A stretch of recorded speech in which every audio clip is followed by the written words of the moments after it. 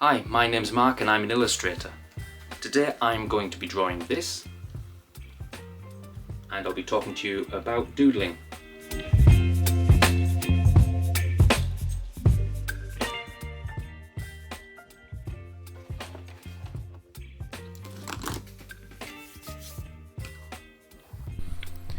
So, are you doodling the wrong things? Now, I know that sounds super clickbaity, and I guess it is, but first, hear me out.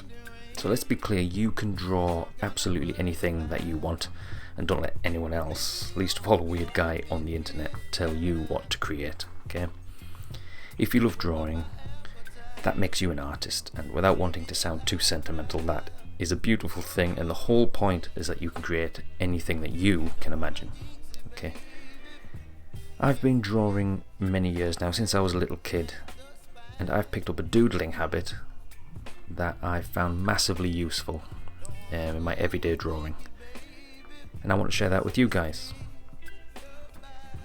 But first, what is doodling anyway? So, doodling is when you're drawing in your sketchbook or on a scrap piece of paper without really thinking about it. You're not trying to make a masterpiece, you're just letting the pen or pencil wander about the page. This is also where we tend to draw things in our comfort zone, so things we find really easy to draw. I mean, that could be anything. It could be smiley faces, flowers, stick figures, ninja hamsters, I don't know. Whatever it is, it's low stress and it's your thing, so it's something that should be encouraged, and I'm not going to tell you to stop doing that. Okay, continue to draw the stuff that you like doing whenever you please. But you can also get some cheeky learning in without even knowing it, just by doodling. You can get better at drawing just in a general sense without doing loads of exercises. Now, don't get me wrong, doing traditional fundamentals and fundamentals exercises is massively important, and you should do it if you can. But I want to talk about doodling and getting that learning in when you don't even realise that's what you're doing. You don't have to do anything massively complicated like doodling millions of hands over and over again, but to be honest, if you did that, you'd be absolutely mint at drawing hands.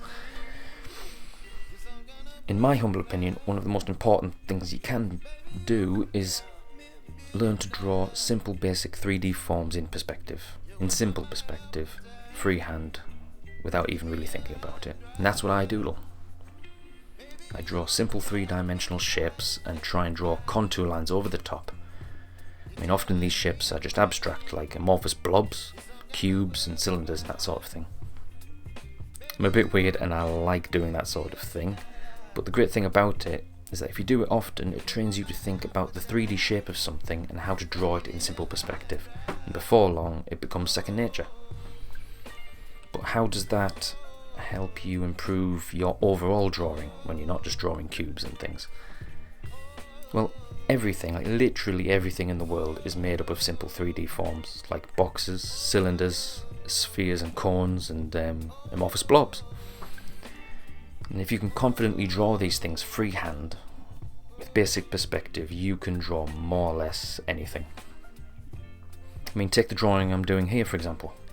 In its most fundamental form, it's a series of cylinders, spheres and boxes. The gorilla's arms are cylinders, the books are literally boxes, and the birdcage things, they're sort of faceted cylinders. I mean, I've made sure I kept the perspective simple as well. I don't need any grief like that.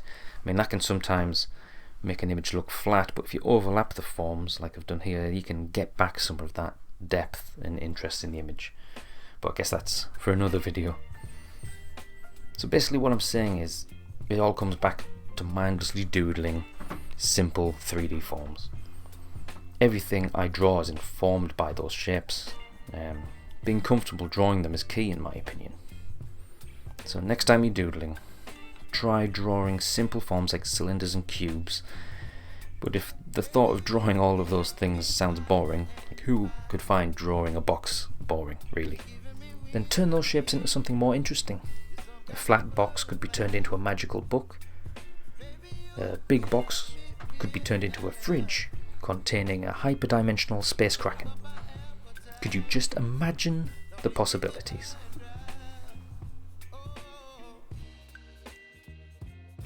Okay guys, thank you so much for watching. I really appreciate it. I hope you got something out of it, and if you did, please like the video and consider subscribing to my channel. If you have any questions at all, please leave them in the comments and I'll try my best to answer them. And that's it. Thanks for watching again.